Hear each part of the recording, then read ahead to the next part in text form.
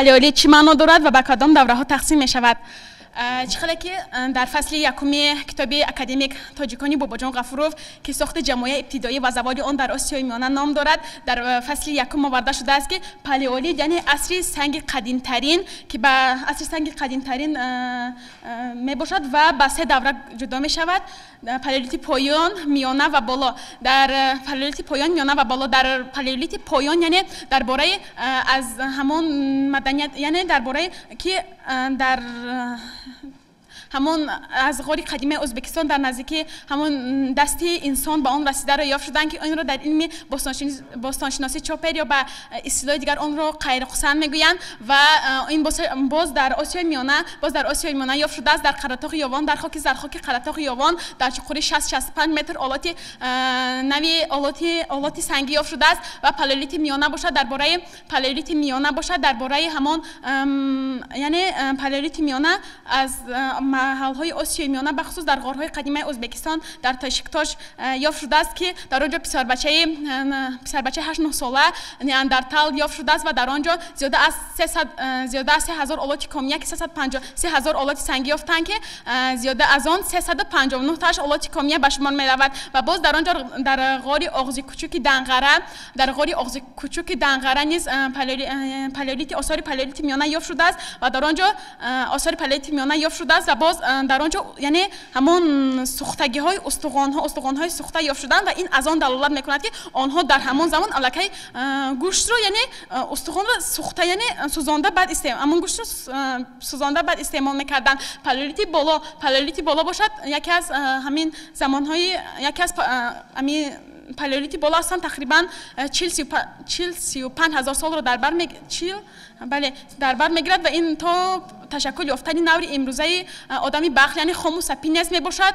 قدیمترین یادگاری داوری پالیولیت در تاجیکستان در کجا یافت شده است؟ قدیمترین یادگاری زمان پالیولیت پایان یا میان بالا. قدیمترین یادگاری پالیولیت بالا در قراتاق در پنجکن یافت شده است. کولدره در کجا واقع است؟ باز در در خوالینگ هم پیدا کردگیان آثار پالیولیت بالا را. خوالینگ با در خوالینگ پیدا کرده شده است. یادگاری‌های دوره پالیولیت در تاجیکستان کی آموخته است؟ اکلادنیکوف بسیارتر استاد به آموزش تحقیق همین یادگاری‌ها مشغول شده است. اکلادنیکوف باز هستن لیف اکلادنیکوف با هستن آدمای زیادن. دکتر جان من شما با یک مصلحت دارم. من محترم رئیسم گفتن تیز نشه اینجا ما با تیزی در خوشی فکری ببین جملتون فکر کنید. گوشت رو در پلی سوزانده بعد اون رو استعمال میکردن. چی من گوشت سوزاندن چی و استعمال میکنن؟ برای من خواهش میکنم دکتر جان خوشی فکری کنید. گوشت پخته رو آنها گوشت پخته رو استعمال میکردن. و باز در آنجا اسباب‌های زیادی نیز یافت شده است. وابسته به همین دوره‌ها همین آدمانی همین زمان یعنی فرق میکند نامشان. بله استاد. مثلا دوره پالیولیت پایانی چی نام داشت، پالیولیت میانه چی نام دارد و پالیولیت بالایی چی نام دارد. اگر بسیار خوب میشه. اصلا استاد پالیولیت پایین پالیولیت میانه آثار دوره زمانی مسته تشکیلیابی آدمی زمانی مسته به شمار میرود. آدم پالیولیت بالا باشد یا تا نوع شکل آدم رو چی میگفتن؟ نامش چی است در تاریخی باستانشناسی چی میگن؟ آنها استرالوپیتکا بود به فکرم نه. دوره حکمرانی کدام حاکمان را دوره رونق دولت یونان و باختر می نامند؟ دوره حکمرانی اصلا شاه دمیتری شاه یوکرادیت. اصلا دمیتری وقتی که به هندوستان لشکر میکشد یعنی هندوستان رو به زیر تسخیر خود می‌دارد آن را هندوها آن را شاهی هندوان می‌نامیدند و باز محض در زمان همین دمیتری در زمان دمیتری رونق دولت یونان و باختر محض هم از جهت سیاسی و اقتصادی به درجه اعلی رسیده بود و وقتی که همان هندوستان را تسخیر باز در همین زمانی دولت یونان باختر به نام آنها باز سکه ها زده میشدند. به نام همون شاهانشان در همون شاهان آنها باز به نام آنها سکه ها زده میشدند و باز بودن شاه یوکرادیت نیز در اینجا درباره دولت یعنی در رونق دولت یونان و باختر سهم خود را گذاشته است.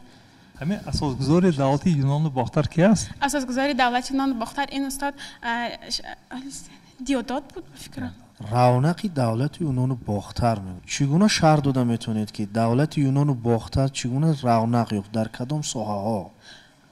дар соҳаи устод ҳамин тиҷорат низ ҳамон равнақ ёфт дар соҳаи шумо номбар карда метавонед масалан баъд аз империяи Искандари Мақдунӣ ҳамин давлат таъсис ёфт ва чигуна равнақ ёфт? Шумо аслан агар аз ҷиҳати масоҳат гирем мисол худ давлати юнону бохтар аслан давлат дар сарзамини бохтар буду ҳукмрониаш бошад дар дасти юнониҳо буданд ва дар ҳамин замони шоҳ Деодот Деметрий Евкрадид давлат пешрафта шуда буд. طاهر ابن حسین که بود طاهر ابن حسین اصلا اساسگذار دولت طاهریان بود. طاهر ابن حسین اساسگذار دولت طاهریان بود که از سال 821 تا 822 حکمرانی کرده است و در رونق یعنی در رونق هم از جهت سیاسی اقتصادی همچون دولت طاهریان همچون دولتی پیشرفته به شمال میرفت. دولت طاهریان اصلا یعنی طاهر ابن حسین اساسگذار دولت طاهریان این دولت اصلا از سال 821 تا 873 حکمرانی کرده است. تا 873 حکمرانی کرده است. اینجا ببینید طاهر ابن حسین کی بود؟ یعنی درباره هویت همین آدم از کدام خانواده بود، در کجا تحصیل کرده بود اگر باشد، در کجا کار کرده بود، چه منصب‌ها داشت، یک باره امیر نشد که آخر. همین طاهر ابن حسین ملت تاجیک چی کارهای موندگار رو انجام داد؟ چه کارنمایی‌ها کرده است؟ بله. طاهر ابن حسین یک از کارنمایی‌اش همین است که محض در همان دولت جاری کردن زبان در پایه‌گذاری زبان دولتی تاجیک نیز نقش نظارت کردن. مثلا زبان دولتی تاجیک را زبان کلی درباری اعلام کرده است و همان شاعران نویسندگانی که در زمان طاهریان با نوشتن اثرها یعنی مشغول می‌شدند آنها گفت که زبان تاجیکی رو محض زبان تاجیکی رو استفاده برند و محض در همان زمان زبان تاجیکی رو استفاده برند و باز خلاصه در پیشرفتی زبان تاجیکی سهمی بی‌نظیر کرده است. قشون‌های سفاریان چگونه اسلحه جنگی داشتند؟ قشون‌های سفاریان اصلا اسلحه جنگی بسیارتر از قشون‌های سفاریان بسیارتر از همان فیل‌های جنگی و باز همان با مانند گرز بودن، یعنی توپ و گرزهای وزبی نیز یکی از اسلحه‌های اساسی قشون‌های اسلحه‌های زمانی سفاریان به شمار می‌رفت. یعقوب ابن لیث قشون‌های سفاریان را که سازماندهنده به وسیله قشون‌ها به حساب می‌رفت در دو نبرد مقابل خلیفه عرب گذاشت. این مقابلیت به چه نتیجه انجام یافت؟ این مقابلیت به چیز غالب شدنی اما که غالب شدنی نه خلاصه در اینجا خلیفه مغلوب می‌شود و سفاریان غالب می‌برند. چرا دولت سربداران برهم خورد؟ یکی از سبب‌های اساسی برهم خوردن دولت سربداران این همان تیمورلنگ اصلا از حیله پیش میبرند. آنها حیله را پیش میبرند وقتی که مولانا را با یک گروه همان آشنایانشان که به همیشه سروری میکردند آنها را به نزد خود فیران میکنند و با آنها میگویند که ما به شما هیچ خیانت نمیکنیم و وقتی که آنها را به دربار خود فیران میکنند آنها همه‌شان از دم تیغ میگذارند به غیر از مولانا را باشد رها میکنند. سبب اساسی شکست بله چرا؟ ببینید سوال این خیلی است چرا دولت سربداران شکست خورد؟ چند سببش را؟ نااتفاق بودن بین سرداران در اندازهای وزنین کم زمینی مردم استثماری مردم یکی از سبب‌های اساسی برهم خوردن دولت سربداران به شمار می‌رود. این سوالی که در اینجا نشان داده شده است ارتباط با خراسان سربداران یا که سربداران سمرقند است؟ سربداران یا شما اصلا سربداران پس شما بیشتر درباره سربداران سمرقند گویا گپ زدید. دولتداری اینها چقدر دوام کرده است؟ دولتداری سربداران از سال 1336 تا سال 1000 سوال درباره دولت است. یعنی سربداران خراسان دولت تشکیل کرده بودند. در سمرقند فقط یک شورش شده بود.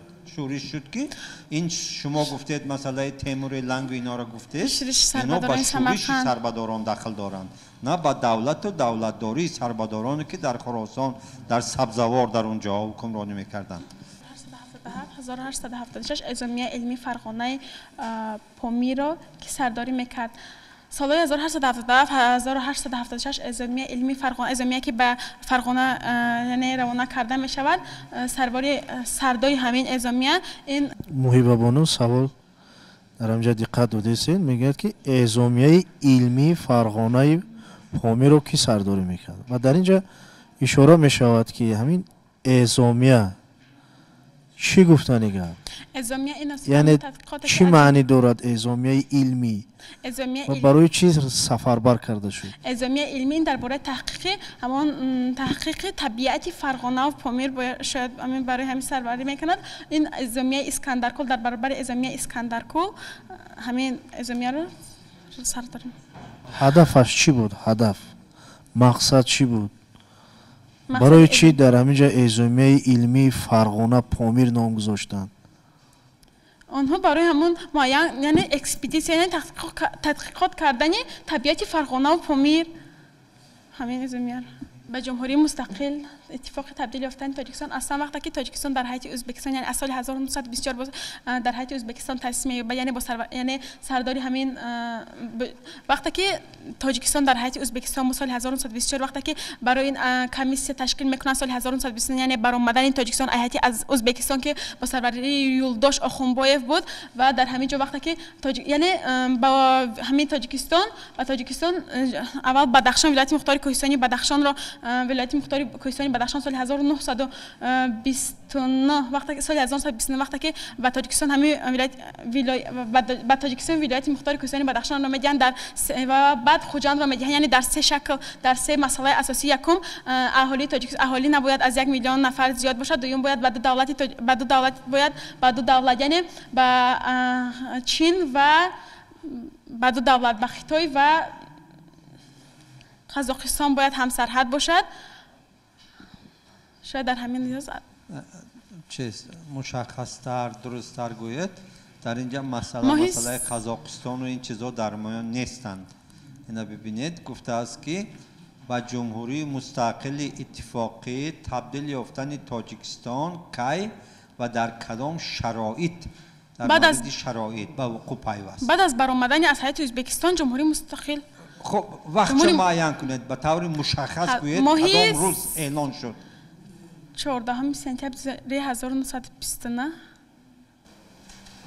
کدام سال 1100 سالگی دولت سامانیان جشن گرفته میشد. اصلا سال 1999 1100 سالگی دولت سامانیان جشن گرفته میشد و به این خاطر در پایتخت تاجیکستان شهر دوشنبه سال 1999 98 مجسمه شاه اسماعیل سامانی ساخته می شود. یعنی این مجسمه از آن دولت میکند که یعنی از تاریخ دولتداری تاجیکان که اینقدر تاریخ دراز دارد این مجسمه را در شهر دوشنبه در پایتخت عزیزمان ساخته به استفاده داده شد. اصلا اسماعیل سامانی 899 حکمرانی کرده است و در اینجا با امر ابن لیث با امر ابن لیث یعنی آخرین نماینده آخرین شاه زمانی صفاریان بود با او یعنی دو مرتبه می‌جنگد وقتی که خلیفه میگوید که تو باید با او جنگ وقتی که تو با یعنی مبارزه میبری وقتی که تو غالب میبری حکومت رو آنها می‌خواستند که حکومت رو اسماعیل من زمانی سامانیان اداره کند و او می‌خواست که حکومت رو از آنها گیرد به دست امر ابن لیث دهد و در همین جا خلاصه مبارزه می شود و در این مبارزه سال 900 یا بقیده 903 اسماعیل سامانی غالب میبرد و باز اصلا اسماعیل سامانی دو مرتبه با برادرش کدام سال حکمرانی کرده 899 907 استاد کدام سالهای حیات و فعالیت کدام سال تبلیغ شده است 842 استاد 842 تولد شده 842 بله استاد 842 تولد شده است پدرش احمد باشد پسر اسد باشد پسر اسماعیل سامانی چی خدمت کرده است که مجسمه گذاشتن که باز جشن اسماعیل سامانی استاد اسماعیل سامانی هم در پایه‌گذاری زبان دولتی تاجیک و باز در وقتی که یعنی وقتی که میگوید تا وقتی که من زنده هستم دیواری بخارا منم یعنی درباره پیشرفت زمانی درباره پیشرفت بخارا سهم خود را گذاشته است و وقتی که با برادرش نصیرالدین می‌جنگد اصلا وقتی که همون در بخارا قحطی و گرسنگی سر میزند او قسم زیادی درآمد بخارا رو یعنی میگیرد و میگوید یعنی برای بهتر کردن احوال مردم زحمتکش بخارا صرف میکند و در همین جا وقتی که دیواری بود با نام دیواری کمپیرک بود و همون جا دیوار رو یعنی ویران میکند و از هجوم ترکان رو محافظت میکند و میگوید که هیچ گونه دیوار نیست و تا وقتی که من زنده هستم دیواری بخارا منم. در تاجیکانی بابا جان غفورов در عهد سامانیان چون زبان عمومی خلقی شناخته شدن زبان تاجیکی چه اندیشه ها آورده شده است در تاجیکانی اکادمیک باباجان غفورov در فصل 4 در جلد 1 که از صفحه 387 این فصل آغاز می شود در آنجا آورده شده است که یعنی عقیده باباجان غفورov در آن است که محض در زمان اسماعیل سامانی این زبان همچون به اوج ترقیات رسیده بود و همچون چخله گفتم زبانی درباری و محض زبانی درباری شد و زبانی همان محض در اینجا استاد ابو عبدالله رودکی همون خلقیت هایی که در زمان سامانیان یعنی زندگانی میکردن این زبانی تاجیکی رو همچون زبانی عمومی خلقی یعنی زبانی تمام خلق مردم سامانیان به شمار میره. ملکه سرازم اصلا اگر از تاریخ پیدایش سرازم حرف زنیم اصلا سرازم باستانی که مساحتش 100 هکتار رو در بر میگرفت سال 1976 از جانب عبدالله ایساخوف یعنی کشف شده است و در آنجا ملکه سرازم به شکل خواب در آنجا تصویر به شکل خواب که در استخوان‌های ملی نیز ما این را به آن دچار آمده بودیم به شکل خواب دچار گشته است و در اینجا اصلا همه آن آلاتایی که در همان زمان ملکه استفاده می‌برد به مانند دستپانه، گوشواره، مهره‌های قیمت‌بها در آنجا همراهش یعنی به خاک سپرده بودند. شما درباره همین خصوصیت همین یادگاری ملکه سرازم گفتم میتوانید که چی خصوصیت دارد در حیات معنوی خلق تاجیک مشخصا گوید تمام که چی خصوصیت دارد که ما جشن سرازم رو جشن گرفتیم 5500 البته 5500 سالگیش رو جشن گرفتیم بسیار یک جشن باشکوه هم متعدد جشن گرفته شد که در اونجا شاید امی استاد به زمانی مادرشاهی راست بیا یک در همانجا ملکه سرازم میگفتن به دره مادرشاهی که من در همانجا زن موقع مهم را اشغال میکرد سمی سبب جواب ندارد بانو همینجا ما چه گوییم نشما گفته او ملکه است با زر و جواهرات گرونده شده است سبب همین جا کرده همین چیز از چی عبارت است و این چی را نشان می‌دهد آنها استاد گمان میکردن که وقتی که همین دستواره و گوشپاره ها رو در همان یعنی به خاک میسپارن گویا که در همان دوره در همان دنیا اینها به کار آیند شاید اینها به کار آیند از همین سبب با آنها همان گوشپاره و چله و مهره های گرانبها رو به خاک میسپردن شاید در آن دنیا با آنها یعنی استفاده برند همچون بازیافت ارخئولوژی ما در اساس آنها درباره تاریخ گذشته خود چی را میتوانیم درباره تاریخ گذشته خود همین بازیافتایی که باقی ماندن من استاد این به دوره عصر برنج یعنی عصر برنج درست میآید عصر میس و سنگ استاد به زمان انئولیت یعنی عصر دوره گذشت انئولیت با آغاز عصر برنج ها بله استاد یعنی میرس و در آنجا تبرهای برنجی تبرهای یافت شده بودن که مثلا از برنج ساخته شده نگاه درباره همین میرود ملکه سرازم همون برنج گفتید آغاز عصر برنج خب شما میگفتید که در زمان هخامنشی ها در نظام دورکنی بعد از شاهنشاه مقام دوم رو کی اشغال میکرد؟ در چخیلی که میدونیم در زمان شاهنشاه یعنی به سطرب جدا میشه زمان هخامنشیان در سر سطرب باشد یعنی ولی یعنی بعد شاهنشاه در جای دوم سروزیر میستاد امیران عهد سامانی رو نمبر کنید دوره به دوره امیرانی عهد سامانیان امیران عهد سامانیان در امیران عهد سامانیان احمد اول نو اسماعیل سامانی آغاز کن از اسماعیل سامانی 899 907 اسماعیل سامانی حکمرانی اسماعیل سامانی بعدی اسماعیل سامانی احمد 907 914 بعدی احمد نصر 914 943 بعدی احمد نصر بعدی نصر نصری بعدی نصر نصری نصری 914 943 943 باز 954 با بعدی نصر منصور 954 963 963 907 تشکر برای اشتراکتان شما حاضر جواب مرحمت سلامت باشید